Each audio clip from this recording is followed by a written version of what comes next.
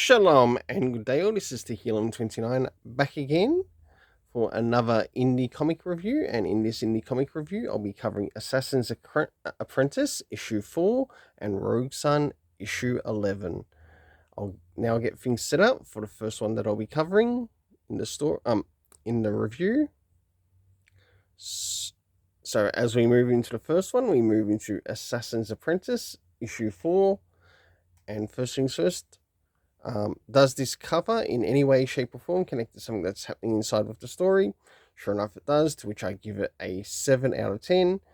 It's now time to move into the internal art as we look around the beginning, middle, and end, and also what's happening story-wise.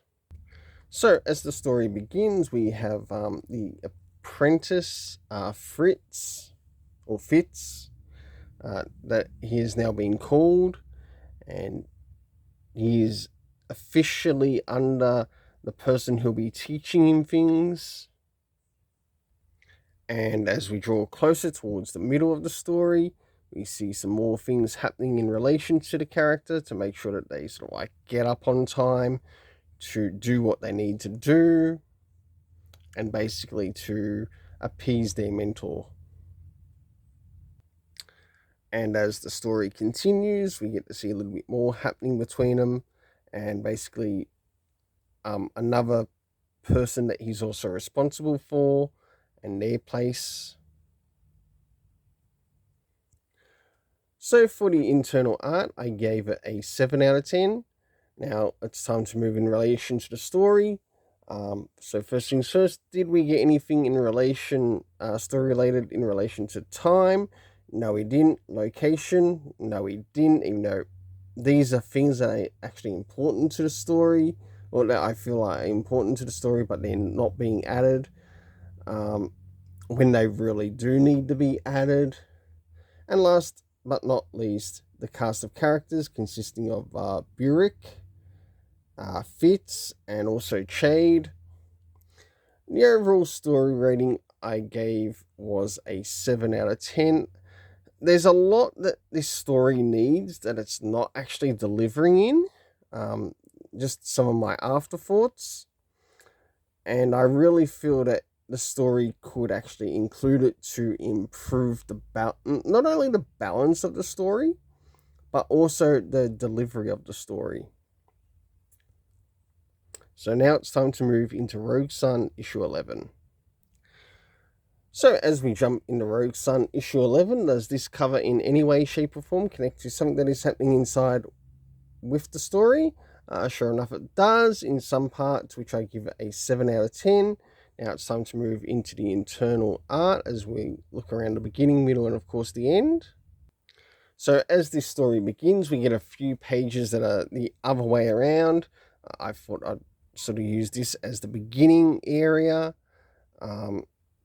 because we get a bit of a flashback as to when some certain events are taking place, and then we eventually move into the present in New Orleans and some of the things that are happening there. As we start to move into the middle of the story, we get some more pages like this again, and it feels like more of a flashback and maybe a foreshadowing of some things to come.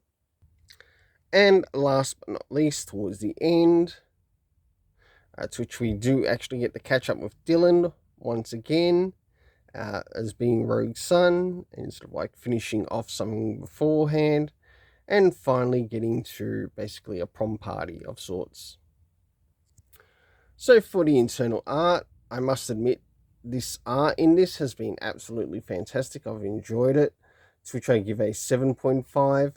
Now it's time to move into the story, and the first area that I'm going to be moving into is the area of comic references, to which we got none, though it would not hurt to start including maybe a little bit more in regards to comic references, especially when beginning or starting to begin this arc with this particular new character that we're seeing. The next is the area of time. We really could do with the time in the area of the flashbacks, as I feel it would really give a little bit more clarity as to what's happening around there. Next is the area of locations, to which we actually got 2 locations. One location that we visited in the last issue, which was the Aviary, and of course, one of the key locations, which has been playing out throughout the whole series, and that is New Orleans. Moving into last but not least, and that is the cast of characters, to which we have Byron, Dylan, who's the main character who plays as Rogue's son. We had Reggie, Pashtun, I think it is, and Caleb, who's connected to some of the past in relation to the Rogue's son. For the overall story rating, I gave this a 7.5 out of 10. Until then, let's keep it colourful and have yourself an awesome day.